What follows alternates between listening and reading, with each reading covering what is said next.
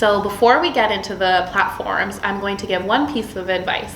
I recommend going deep on one social media platform before expanding out. Most of the content creators and businesses that you see that are omnipresent across all platforms have a team. And even with that team, it's quite challenging to upload quality content consistently to several different social media platforms. There's tricks and strategies that can help you do so, like repurposing, but when it comes down to it, even, taking a YouTube video and turning it to shorts and using the audio as a podcast, those tips that you hear often, they all take time. Even though it will take less time than creating native content for each platform, it still is going to take at least an hour or two to format each piece of content for each social media platform.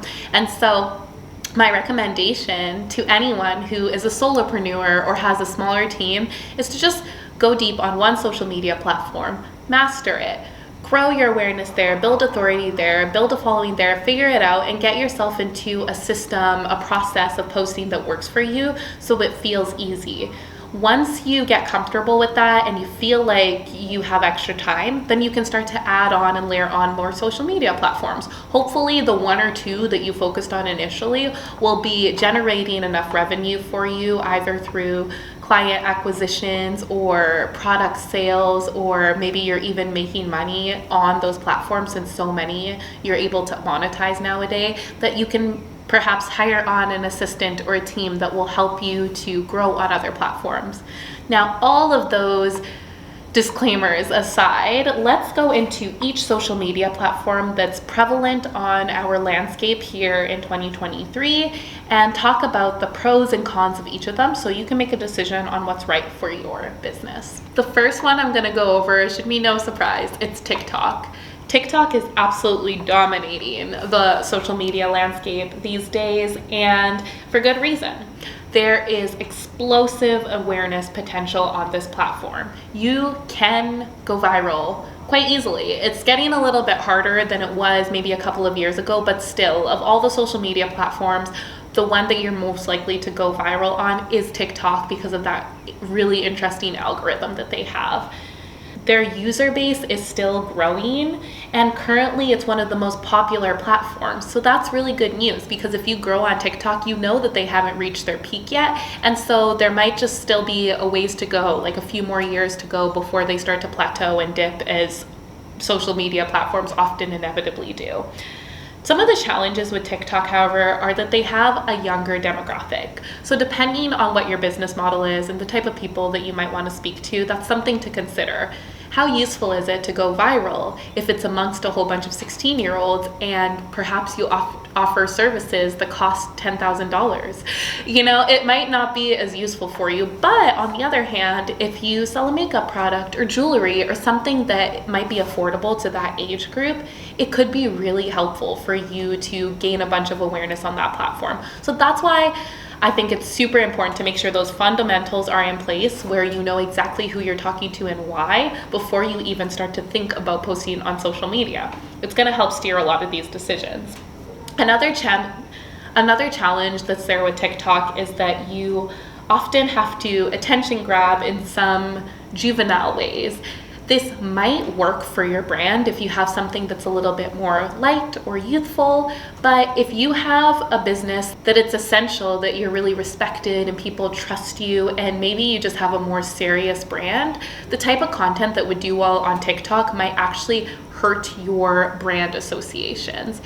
It may not be worth it to do meme type videos or dances or things that are silly, even if that's what's doing well on that platform, if it means that people are going to have a skewed perception of your brand. So you have to weigh and balance those pros and cons and think about if it's worth it to put in place a TikTok strategy, if it makes sense for your personality, and if it makes sense for your brand. The next platform that I want to talk about is YouTube. YouTube is such a stable platform that has continued to grow and thrive over the years. It's one of the longest standing platforms, and it's joined forces with Google, so it's great for SEO.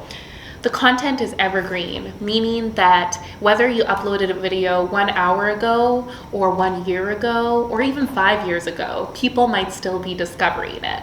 This is great news for anybody who puts a lot of time and effort into their content. Just because something didn't get picked up by the algorithm right away doesn't mean that that video is dead. It can still come up later. If you create videos with really good titles and on topics that people are searching for, in particular your audience, your target audience is searching for, then you will always have that opportunity to go viral and build that awareness. Something else that's beneficial about YouTube is because it's predominantly made out of long form video content, although things like shorts are coming up now.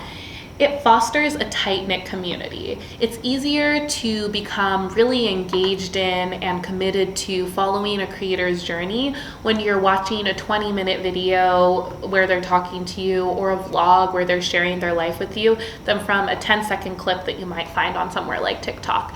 So that's really awesome if you have a business that most of your customers need to be fostered through a journey rather than something that depends on impulse buys or quicker conversions. Now, some of the challenges of YouTube is that it is time consuming and it can be slow to grow that initial audience. If you don't already have some subscribers baked in, it might be a really long time, months or even years, before people start to watch your videos.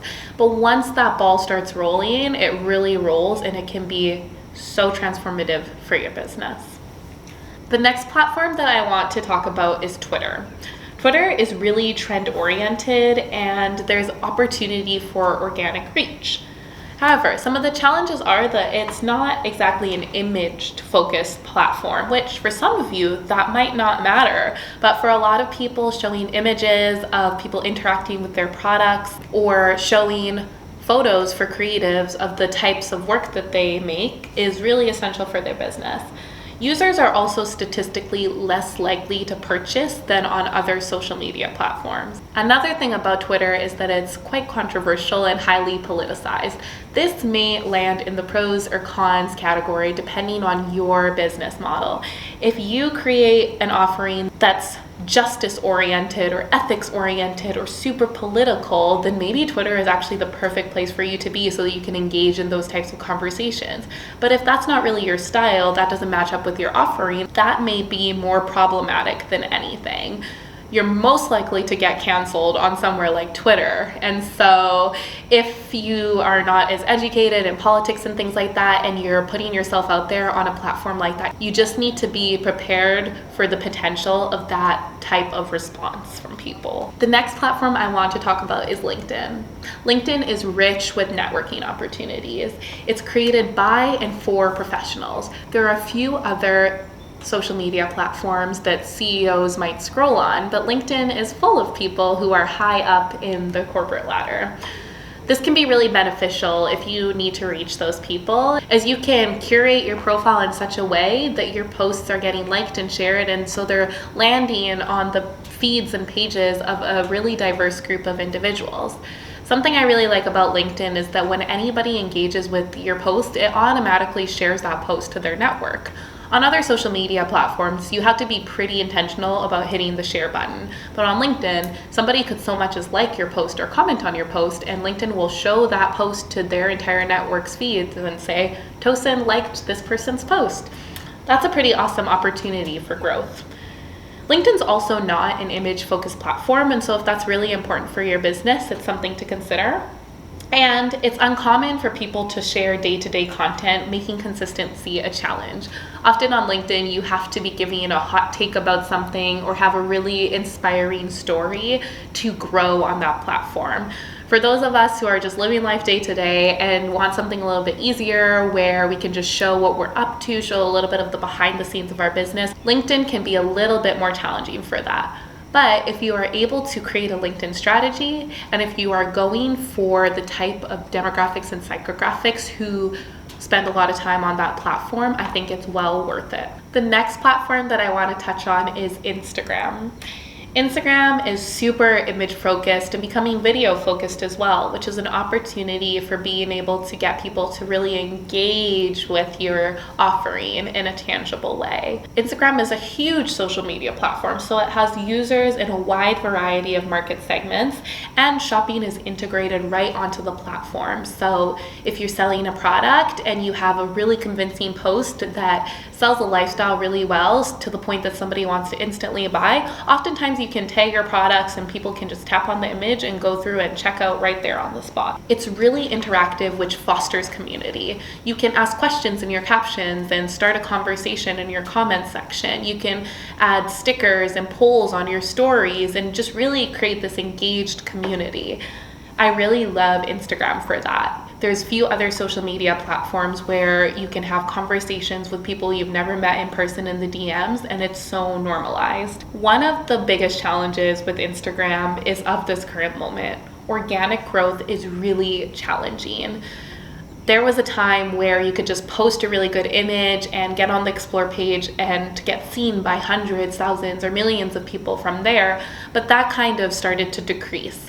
There was also a time when Reels were just first introduced where you could post a 7-second video and go super viral. It's getting harder and harder, I think just because of the saturation of the platform and algorithmic changes, to get seen on Instagram. And even if you already have a baked-in following from before, those followers are not guaranteed to see your posts.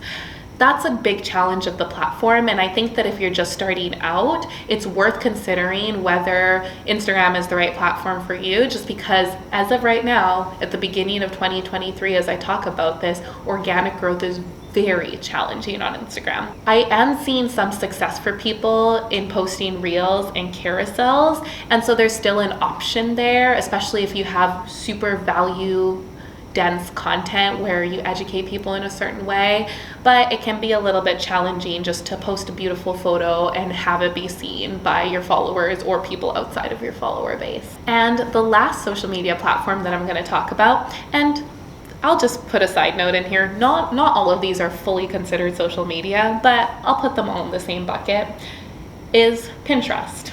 Pinterest is just like YouTube, a really stable platform. It's beneficial for SEO, and the content from there is also evergreen. I've found Pinterest to be invaluable for my business because it reaches a lot of people and it's helped to raise us up where we are in Google. When I say that something is beneficial for SEO, that's mostly what I mean. Just that when people search up your name or search up certain things related to your business on Google, how high do you come up? The higher you come up, the better your SEO is. That's oversimplifying a little bit, but that's a different lesson for a different day. Pinterest is awesome because it's really easy to repurpose content for more reach. You can have a whole Pinterest strategy just based off of pinning content from other social media platforms. You can take your Instagram posts, your YouTube videos, your blog posts from your websites and just throw them all on Pinterest, and it'll probably do pretty well. It's a little bit slower to get started, and so that initial build, you're not going to see a lot of sales, but after a few months to a year, you're probably going to start to reach a large amounts of people as the content gets sorted and sent out to the right people who are interested in it. Because of the way that Pinterest is, there's a really big opportunity for virality. Once one of your pins gets picked up by the algorithm, it can go really far and wide and for a very long time. Pinterest is also seasonal, meaning that if you have a pin that's specific to the winter, for example, it could go viral one year and then it could die down, but then the next year again, it could get picked up by the algorithm. So that evergreen content can be really useful for your brand. I also like Pinterest because it has these outbound links. If people click on your pins, they'll be sent out to wherever you want them to go, which could be your website or the link to join an email list. I end on this because I think that this should be the main goal always. No matter which social media platform you're on, I really don't recommend basing your entire business strategy around that social media platform, even if you're a content creator. I think diversifying where people can find you is really important. So the moment that you have enough resources, I think you should join other social media platforms, and most importantly, bring people onto an email list or your website or somewhere that you control. In the end, when we sign up for all of these social media platforms, we enter a contract with these private companies that they can delete our profile at any time. In the end, they own it. they may even own the content that's on it. And so if your Instagram page or your Pinterest disappears one day, I don't want that to crumble your entire business. So using social media as a brand awareness tool, but making sure you're bringing people onto an email list or directing people to your website so that if you disappear off of the platform one day, they still come back and look for you is so essential. And when it really comes down to it, the key to succeeding on any social media platform is just posting really great content and being consistent.